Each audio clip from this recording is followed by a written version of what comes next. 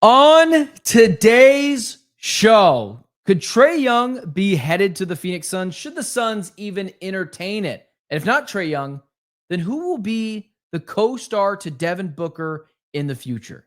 My guy John Voita joins us, and we're going to talk about it all next.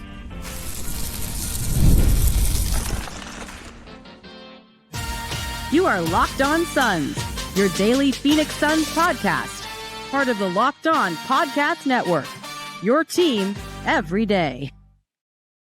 What is up? Welcome in to Locked On Phoenix Suns. My name is Benjamin Garcia, credentialed Suns media member covering your Phoenix Suns each and every day. Thanks for making the Locked On Suns podcast your first listen on this beautiful Monday, technically Sunday night, but you get the drill. Don't forget, Locked On Suns is free and available on all platforms, including YouTube. So click that follow or subscribe button to do what thousands of Suns fans have already done. Become an everydayer and get locked on to the Phoenix Suns here each and every day. Today's episode is brought to you by Game Time. Download the Game Time app today. Create an account and use code LOCKEDONNBA for $20 off your first purchase. Joining me on today's John Voita Monday, managing editor of Bright Side of the Sun and host of the Suns Jam Session podcast, my guy, John Voita. What's up, man? We are in August. What's going on? Listen, at least we're in August. We got some football. Obviously, we're not talking football here, but like the vibes could potentially be back this year. Like even if the Suns, aren't a championship contender, make the playoffs, and then the Diamondbacks, we're just going to pretend that they don't exist. The Cardinals as well. They looked kind of fun and frisky last night, outside of that bad Kyler Murray interception. However, the vibes could be back in Phoenix, being all led by the Phoenix Suns. How you feeling about that, man? August, just turning it around right in front of you. I'll tell you, it's so August, Ben, that literally before we started recording this, I was on ESPN2 watching the AKC Fastest Dog Championships at Fort Stewart, Georgia. That alone tells you how August it is right now. But yeah, vibes are definitely changing. And I think that it's because the expectation of this team has changed. And we are excited. Again, I hesitate to use that word, but I every year I do this to myself, right? The season ends. I'm like, whatever happens, I'm not getting excited about this team. Until they give me a reason to be excited about them, it will not happen. And then the summer months come, and it's been almost to the day 4 months since the Phoenix Suns played basketball. They last played on April 13th. And now we are 4 months away from that. We're 2 months away from the season starting, 2 months and 2 weeks approximately. In fact, this should be the week that they drop the schedule this upcoming week. And we'll have a better idea of who they're playing and when and how many national games we're not on, like Christmas. But you're starting to get a little excited because you're talking yourself into storylines. You're talking yourself into theories and what success could be for members of this team and this team as a whole. And the more that you define what that success criteria is, the more you can be comfortable with what your expectations are with this team. And that's why, again, I'm hesitant, but darn it, Ben, I'm starting to get excited. We're only like 2 months away from preseason games being played. And I think they've only got maybe one, maybe two Suns preseason games that I'm sure you and I will both be at because we want free hot dogs and free dinner.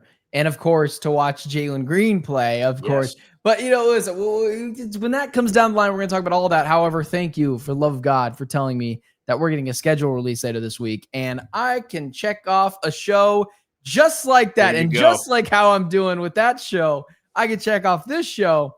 Because Trae Young reportedly not thrilled about what's happening in Atlanta. And it's got some Suns fans wondering, despite them being absolutely broke, not Suns fans, but the Suns itself. I'm a Suns fan and I'm broke, so maybe it's both. But Trae Young to the Phoenix Suns. Let's talk about it. Let's discuss it. I want your opinion about it first. How would you feel about the pairing of Devin Booker and Trae Young together? So let me start by setting the table for all the Suns fans out there so they understand why you and I are even having this conversation. Trae Young has 2 years left on his deal, this upcoming season and the following season, which is a player option. He's set to make $46 million next year, $49 million in that player option year. And he's at that point where he's just a little upset that he hasn't been offered an extension to this point.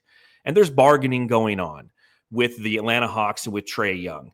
And what has fueled some of these rumors relative to him being upset is the fact that when all the Micah Parsons drama that has been occurring with Jerry Jones and the Dallas Cowboys has occurred, Trae Young commented on the tweet pretty much saying, yeah, you should pay guys early and often because you're going to get a discount on those guys. And given the fact that he has not received that extension with Atlanta, it throws up our antenna. And we start going, well, hey, is he unhappy? Could he play in Phoenix? Could he play elsewhere? Now, chances are the deal is going to get done, and it could get done at any point this upcoming season. So the likelihood of Trae Young coming to Phoenix is under 5%, under 2%, in my opinion. But still, it's a fun thought exercise to have. And it's one that I'm not absolutely opposed to. And I find myself kind of in a weird place saying that because I haven't been the biggest Trae Young fan. I was a big fan of him at Oklahoma. I thought we had a chance at him in the draft. Obviously, that was the draft where we finished with like the worst record or the second worst record in the NBA. We ended up with the 6th pick, which we traded back, and we eventually got Cam Johnson and Dario Saric out of the deal. But I really wanted Trae Young that year because I'm always a fan of facilitation. And this was before Ricky Rubio, before Chris Paul, and Devin Booker was in the point book phase. And we were just like, dude, just get this guy a facilitator next to him. Now here we are all these years later, and I wouldn't mind having him slotted next to Devin Booker because we need a facilitator, because we need somebody to set the table, because the best version of Devin Booker is coming off the ball. It isn't playing with the ball in his hands. And if you were to ask me, who would I rather have, Trae Young or Jalen Green? Every day I say Trae Young, twice on Sundays, which it happens to be today, even though you're listening on a Monday. Yeah. So what I would say is, yes, in a vacuum, I'd rather Trae Young than what the hard for Jalen Green. I don't know why I forgot his name there for a second. That's the guy who we're going to go see because he's so memorable. That's why. Yeah, exactly. So yes, in a vacuum, sure, because neither guy is a very big player. Neither guy is a stout defender. So I guess I'll take the better shooter, I guess, and the much better facilitator. It's not even close. Yes. Trae Young would be an absolute disaster, I think, in Phoenix because of what he's going to be commanded. Because if you're sending him to Phoenix, it's because Phoenix is willing to offer him a max. I would be willing to guess that at least one team in the NBA out of its 30 teams would give Trae Young a max. And so he'd rather go, obviously, to those destinations that would pay him more. And that's what you're talking about, the real low lives of the NBA, the Hornets, the Wizards, those types of teams. Trae Young is interesting because he's seen as this like sniper, shooting the basketball. He's not. He shot 34% from 3 last year on 8.5 attempts. Yikes. He shot 40% from the field, 87% free throw line, which is obviously very good. And he actually does play like a lot of games. To his credit, 76, 54, 73, 76, 63, 60, 81. So like he's for the most part, he's playing enough games to be in the NBA honors, whatever, talks of everything. True shooting percentage, he shot 57.9. The league average is 57.5. So he's he's literally as average as it comes. He is, we'll talk about this in the next segment, like why it matters who Devin Booker's next co-star is, because it will likely be his last co-star in Phoenix trying to win a championship. Trae Young is not the person I'm willing to cash in whatever chips I have to make that happen, whether it's money or actual assets, because he doesn't do the things that cover up Devin Booker's deficiencies. Both guys are bad defenders. I would argue Trae Young is actually he's like a much worse defender than Jalen Green. He shoots the ball. I guess I feel a little bit more confident in Trae Young shooting the 3-point ball, but he's actually not very good at it. He's just okay. He's actually worse than Devin Booker in that aspect. He facilitates the ball well. I think he had 11.5 assists last year, if I remember correctly, 11.6. Yeah. So for all those reasons, for all those reasons, great. However, I'm not allocating a max extension to Trae Young when I, don't want to go, crazy over the cap for Trae Young. And when you're talking about money, I would rather Jalen Green over Trae Young because it doesn't cost me any assets. and it's cheaper significantly, and he's the bigger, more athletic player. So although I'm not cool with either one, I just don't think that is the right avenue to go down. I'm sorry, I filibustered there, but no, you're fine. So you talk about it is called Locked On Suns, buddy. we're locked on, okay? We're not locked off. We're not locked in. We're locked on. But if you look at Jalen Green and Trae Young just offensively, and you mentioned the shooting numbers, Jalen Green, it's pretty much the same thing. Like Jalen Green took what, 8.1 3-pointers last season. He shot 35%. His true shooting percentage last year was 54% from the field. So if you're saying offensively, that Jalen Green's has better upside potentially as an offensive player or a more efficient player, that's not true. Neither of them are good efficient players. And I completely agree relative to the cap extension and just the schematics and on how to get him here, on how to get Trae Young here. The Suns don't have anything to offer. Every other team in the NBA, if they were to make a trade, right, you'd have to include Jalen Green in that trade because you're trying to get up to $36 million, right? And you can do that because of aggregation.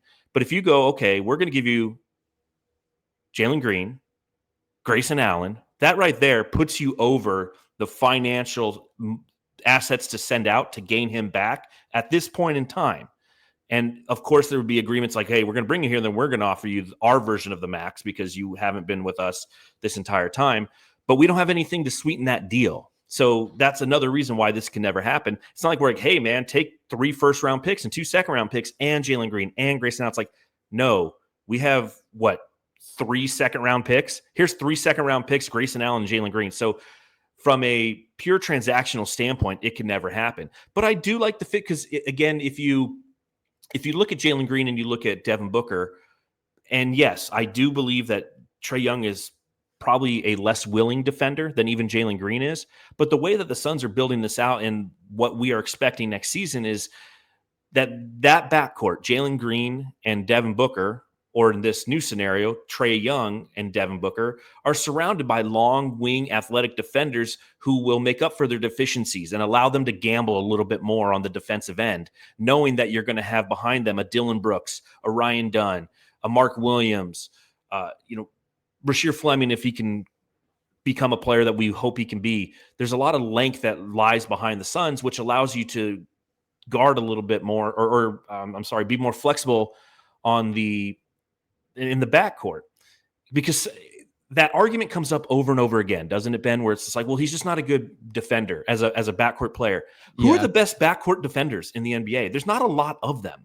Yeah, so but give me a guy who's going to give you some offense, but definitely give me a facilitator. Give me a guy who can chuck lobs up to Mark Williams and Ryan Dunn coming in off a back cut all day long. I'll take that over a guy who's, a subpar defender, because the majority of the league are subpar defenders in the backcourt position at the point of attack. Yeah, I'll answer that question on the other side of the break, because I also want to get into why are we having this conversation? Because they know those people like Trae Young's not coming here. I actually don't think that's actually a complete axed. No way, Jose, is that going to happen? Because Matt Ishbia likes stars and all the other things. So we'll answer that. Also, if not Trae Young, what does the next Devin Booker co-star look like? Let's talk about that and much more next. First, today's show is brought to you by one of my favorite sponsors, although I do love them all, Game Time. We've all been there, logging on early and waiting forever for concert tickets to go on sale, only to lose your spot for a show you've been dying to see. Live music should be about making memories, not dealing with the stress of ticket shopping. That's where Game Time comes in. Game Time makes getting concert tickets faster and easier than ever. Prices actually drop as it gets closer to showtime. You can save up to 60% with their killer last-minute deals. I know about this from experience. I went and saw Blink-182 about a year and a half ago. What app do you think I used? The other ones? No, I used Game Time because I knew getting closer and closer to showtime, I knew that the prices would drop. So what did I do? Waited and waited all day, knowing me and my wife were definitely going to go. I saved like $100 off of going to see one of my favorite bands of all times using Game Time. So take the guesswork out of it. Take the guesswork out of buying tickets and show tickets with Game Time. Download the Game Time app today. Create an account and use code LOCKEDONNBA for $20 off your first purchase. Terms apply. Again, create an account and redeem code LOCKEDONNBA. $20 off. Download the Game Time app today. Lowest last minute tickets, lowest prices guaranteed. We didn't plan for this, but I just can feel the comment section. Trae Young's not coming, buddy. Yeah, you don't actually know, do you? Well, I do think Trae Young is going to get traded. I think they're not going to do it this season because I think they have a team that could actually win the Eastern Conference. They're like one injury away in the Eastern Conference from winning it. And like the Cavs were the first seed last year. They fell off a cliff. I'm not picking the Atlanta Hawks to do it, but like if they made the finals next year, I bet, yeah, the Pacers just made it this year. So I don't think they're trading him this year. I think that'd be malpractice because I like their team. Dyson Daniels, Zachary Richese, Trae Young, Kristaps Porzingis, the kid from Minnesota that they signed, Nickeil Alexander-Walker. Yeah, like they have a pretty decent team.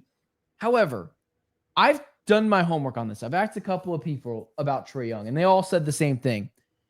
We're not so sure he's a winning basketball player, not because he doesn't want to be, but because he's so small. And I remember watching Mind the Game, right, between KD, LeBron, and Nash. And they were talking about these small guys, man, you got to be a bulldog defensively. You don't have to be Drew Holiday, but you can't be a straight up net negative.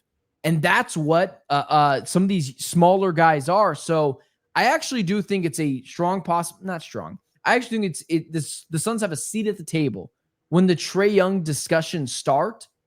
I just think it's something that they should steer clear away from. And I wanted to throw that out there because I don't think the Hawks are going to pay him, man. Because they're going to have to give him a super max extension, if I'm not mistaken. Yep. And they don't want to do that. Yeah, you're not wrong in any of that. But I do agree that they're going to see what they have this season because they have done backflips trying to improve this roster. And now it's time to have the money meet the road and see if it actually equates to a team that can win some ball games, given the fact that the Eastern Conference, when you stop and you look around and, Jason Tatum and, you blink 182, you go, where are you? And I'm so sorry that I'm winning games now. And that's what they're trying to do. But if they don't, yeah, they are in the driver's seat. They have the leverage right now. And they can, now, granted, Trae Young has that player option next offseason. But if he wants to exercise it, then they go, yeah, we can trade you at that point. And that's why this conversation we're having becomes much more viable a season from now. And that's a lot of these conversations that we're having when we talk about, you and I talk about Kuminga or Giddey or Cam Thomas or any of these restricted free agents or Trae Young. A lot of this is wait and see. And I know that Suns fans are ready to rock and roll. And it's why I continue to preach that word, which is patience, because you don't know how the league is going to unfold. We don't know how this Trae Young situation is going to unfold. Will the Suns this time next season be in a better place to understand who and what they are and what they need to add next to Devin Booker to maximize what he can do, to maximize the trajectory of this team, and let other situations throughout the league play themselves out so when that moment is right, the Suns can make the move. Is Trae Young the right move? Probably not. Is it fun to talk about? Yeah. If Trae Young came to the team, I'd be just like you. I'm a big price for value paid guy. And the price that we would have to pay for him, I wouldn't necessarily see the value in it. And I know that the moment that transaction would occur, I'd write on bright side that I'm not a fan of it. But here in hypothetical land in August, I'm locked on to the fact that I can sit here and play around with that thought exercise, and I'm enjoying it. So yeah, Trae Young, he's great. Whatever. It's never going to happen. I'm cool with it. So we got some friends all over this business, and I didn't want to go after. Yeah, what am I saying? I definitely did want to go after them because I like them, but I like going after people more. But my some good pals over at PHNX Suns, they put out a tweet in a trade, and I want you to just tell me, would you do this? And then we'll talk about potential Devin Booker guys as well. Mm-hmm.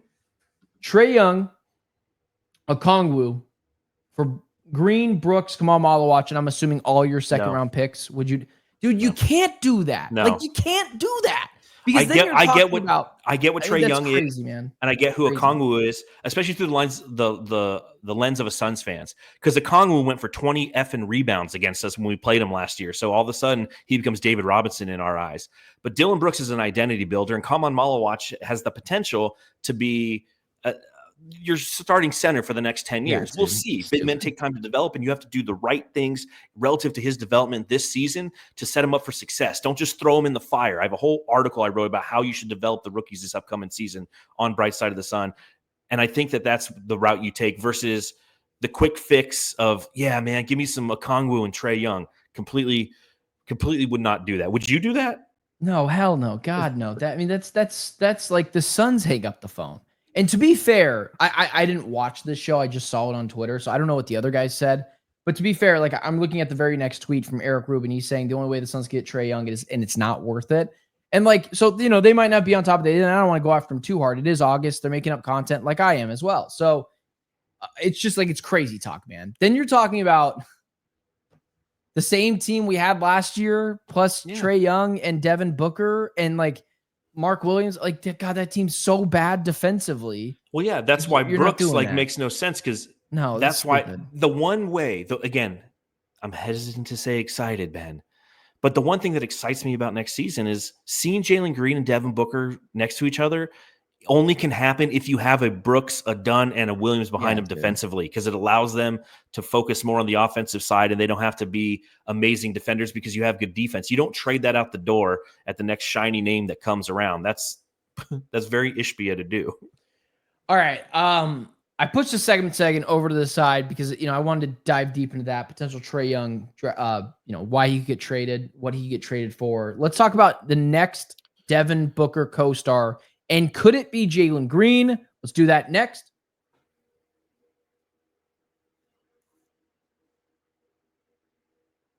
All right, we're pushing Trae Young to the side.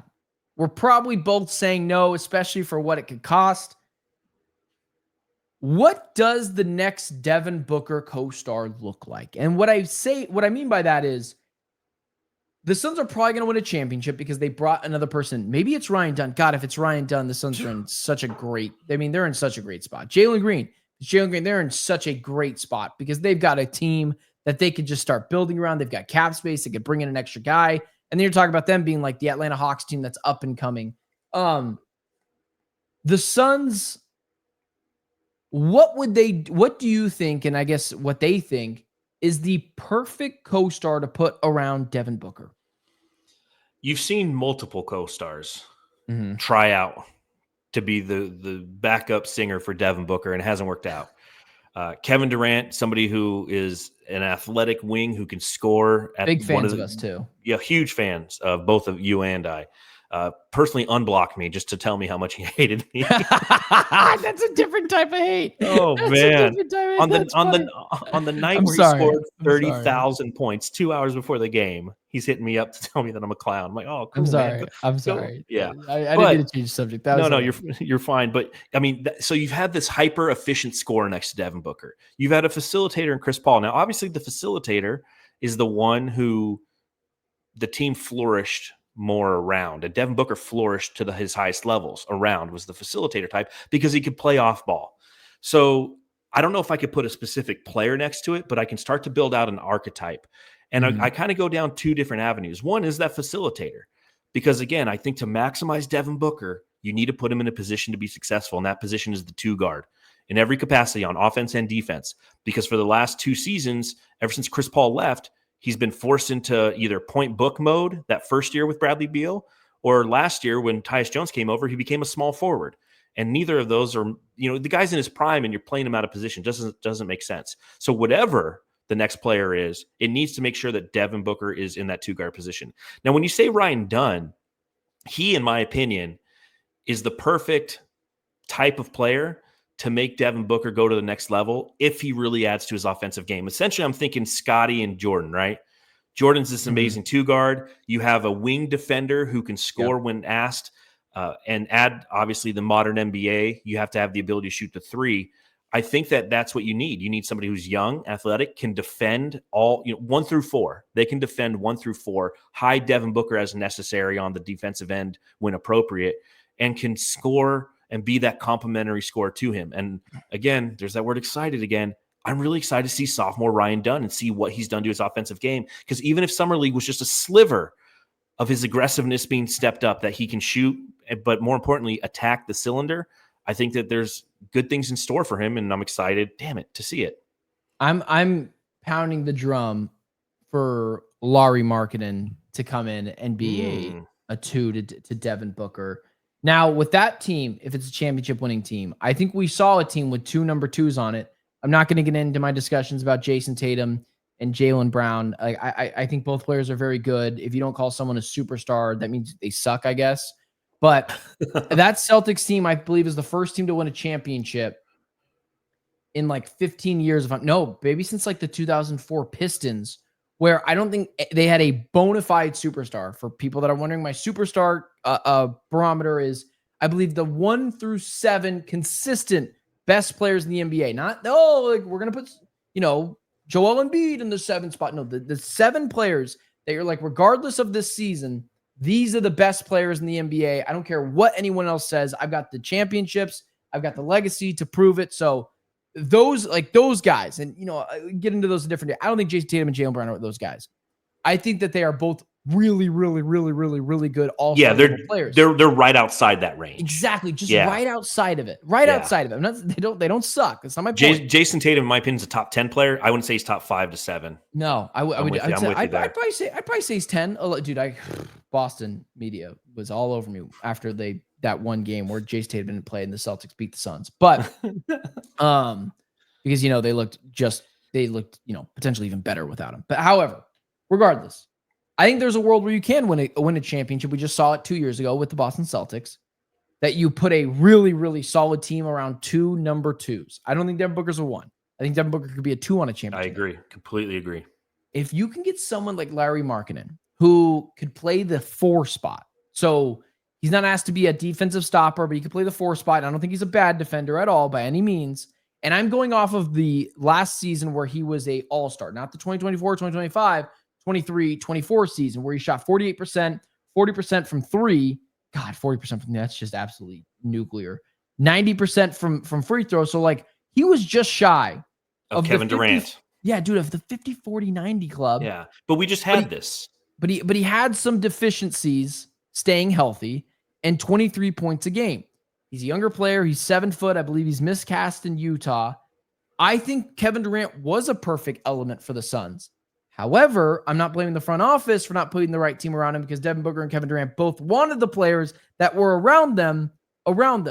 So I think there needs to be a better construction of the roster, but someone like Lauri, a bigger player who can knock the 3 ball down, something Devin Booker does not do consistently, and can make teams pay in the painted area a little bit more. The things that Devin Booker doesn't do, get to the rim, shoot the 3 ball efficiently, and like both will just be okay defenders. But if you can surround them around Malawach, Brooks, Dunn, you're talking about a team that has got a perfect, the perfect balance of a championship winning team. And then you just got to stack good players on this roster like the freaking Celtics did, and we're going 9 guys deep. So a player like that, just a bigger player to do so. I want to get into why Lauri might not be that guy, but I can already hear the comment section. Jalen Green, buddy, that he's our number 2, and he's yet shown the ability to be a consistent number 2 player and be efficient. Do you believe in your heart of hearts, maybe Jalen Green does step it up into another gear this year, but he's more of a 3 than a 4? Can Green be a number 2 on a championship winning team? Forget about his, if he's going to work with Devin Booker. Can he be just that, a number 2 on a championship winning team? Because that's what the Suns would need, I think. I would love for that to be true. I don't think it is, just due to efficiency. And now, granted, he's in a new situation around Devin Booker, around a different coaching staff, and maybe this is an opportunity for him to excel who he is as a player. But typically, efficiency is kind of who you are. You don't see guys really make a big jump from being non-efficient players to on high volume, mind you. It's not like he was inefficient, but he didn't get a lot of opportunity, right? That's like the Ryan Dunn conversation coming out of college. It's like, well, he shot 20% from beyond the arc. It's like, well, he took 16 threes. It's like, we need to see volume. He's had the volume his whole career. He's consistently inefficient. I think that Jalen Green's a great number 3 player on a championship level team. I don't think he can be a number 2. And I hope I'm wrong. I really do. I hope that he comes out this year and he showcases the ability to get to the rim, to increase his efficiency from beyond the arc and can be that scoring threat that will take pressure off of Devin Booker and other members of the Phoenix Suns offense. Do I see it as a reality? Again, I have to see it before I believe it, It's because you're a hater. Yeah, I'm such a Jalen Green hater. I'm just I'm a such a realist. hater. I'm a Jalen Green realist, and if people construe that as hate, then I think that says more about you than it does me. Because again, I'm just going off of what I've seen in the past, and until I see otherwise, what should make me think otherwise? Hope, dreams, it's not going to happen. I need to see reality. I think Green is I think his ceiling is a number 3, which on a championship winning team is like really good. Like you're talking about Sean Marion, like those type, like just to relate them to Suns players, like you're talking about a Sean Marion type player, like I think could have been a number 3 on a championship winning team. Well, like the Thunder just won, right? Who was their number 3? You're arguing between Chet and Jalen Williams. I don't know. And so, why. like, if he's like a Jalen Williams type, then that's great. That's what we need. You got your main scorer in Devin Booker. You put a quality big or forward, Lauri Markkanen, next to him, and Jalen Green's your number 3 guy who, in spurts, can just drop 20 in a quarter. I mean, that's a great place to live. So that's not a negative thing that you're saying. Well, if you're not calling them bona fide stars, it means you hate them. But I just think Jalen Green, I would agree with you. Like, if he could just be more efficient from 3, be a willing defender, I think you're more about building Jalen Green's value to potentially trade him next year for a guy like Lauri Markkanen. Yeah. But anyone of that nature, you're trying to build up that team. So Green, seeing what you got next year with him, seeing how it fits, seeing if it works. If it does work, great. And he does get more efficient, fantastic. You've done a really good job garnering assets for Kevin Durant because you got Malawach out of it and Green and Brooks. Yeah. But if it doesn't work out, he's still got a couple years left, $36 million each year. That it becomes more tradable next offseason. Absolutely. 2 years, 72. That becomes a highly tradable contract. And hopefully he flashes enough that some team out there, probably Charlotte, because that's the only team that we know how to pick up the phone and call and make transactions with anymore. But maybe they look at him and go, we can slot him in here next to Brandon Miller and Lonzo Ball or LaMelo Ball and Con Knipple. It makes sense for us. So maybe that happens. Well, if LeVar has his way, it'll probably be Lonzo and Jello as well. Thank you so much for making the Locked On Suns show a part of your daily routine. Check us out on all social media platforms. My guy at Darth Voita on Twitter. Follow me on all social media platforms at Ben Garcia Show. Thanks for making the show a part of your daily routine. Check us out on all social media platforms as well as the show anywhere you get your podcast. For myself, everyone watching, my guy John Voita, we will see you guys, or at least I will see you guys later on in the week. Don't waste your time on me. You're already the voice inside my head.